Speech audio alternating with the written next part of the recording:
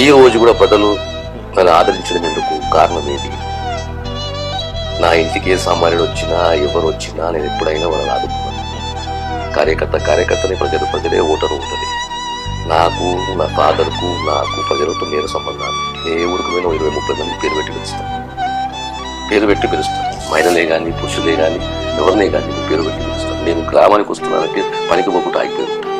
ఎందుకు ఇది దామోదర రాజేశ్వరాన్ని గ్రామానికి వచ్చి వస్తున్నాడు అంటే ఆ రోజు ఆగి ఉంటారు. 70 ఏళ్ళ ముసలావిడని కానీ 20 ఏళ్ళ యువకుడే కానీ దిల్ wait for why? Because of your charisma and because of the family. మీ నాన్నగారు చేసిన సంక్షేమ కానీ అంటే welfare scheme, development welfare scheme, relationship, the connectivity between. Connectivity very important. కానీ మరి మీరు ఈ మధ్య బిజీ అయిపోయి ప్రజలు మర్చిపోతారు అని చెప్పేసి మధ్యలో బిజీ అయ్యి ప్రజలు మర్చిపోతారు, మీ ఓటర్లు మర్చిపోతారు అనేది వాళ్ళే కంప్లైంట్ చేసేసారు.